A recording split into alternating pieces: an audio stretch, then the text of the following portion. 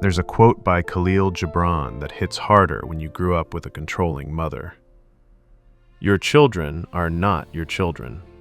They come through you, but not from you. But some mothers, they don't believe that.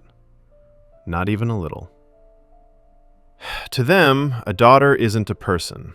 She's a project, a reflection, proof that they did something right, or someone to carry the weight they never learned how to face. And that's where the control starts. You grew up living by rules you never chose. Don't wear that. Don't say that. Don't disappoint me. You should know better. I'm your mother. I know what's best. You listen to me. Always. It never sounded like control.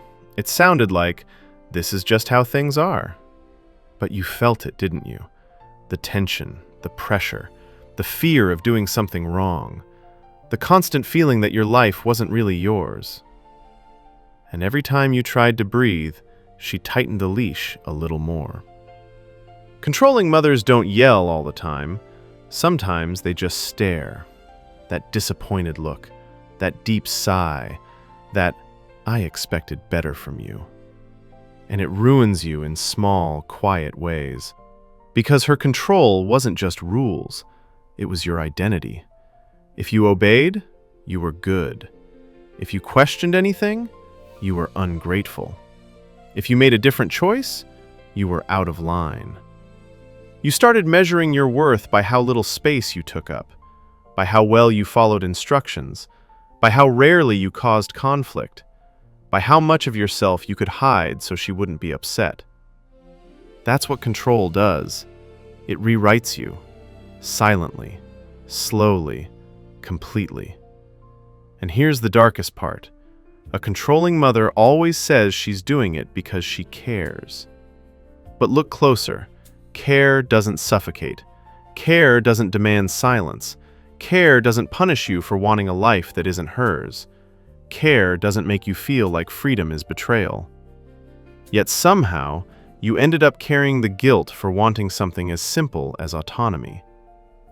You ever notice how she only calls you disobedient when you choose differently, not when you choose wrong? That's not care.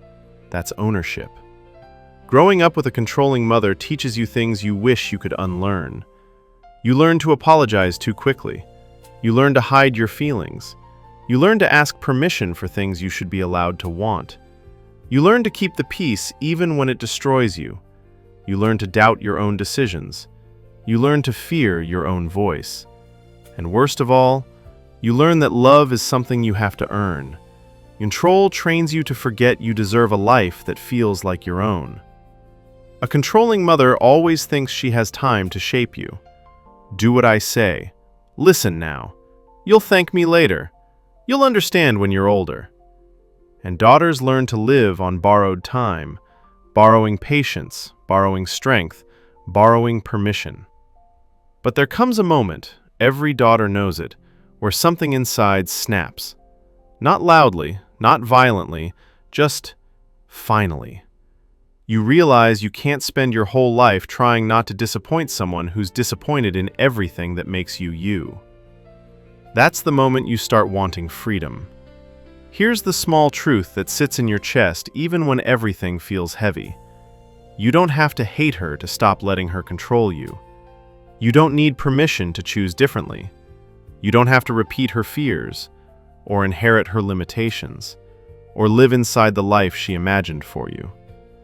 And maybe, just maybe, one day you'll see that the moment you stopped obeying was not the moment you became bad. It was the moment you became real. Because daughters are not meant to be controlled.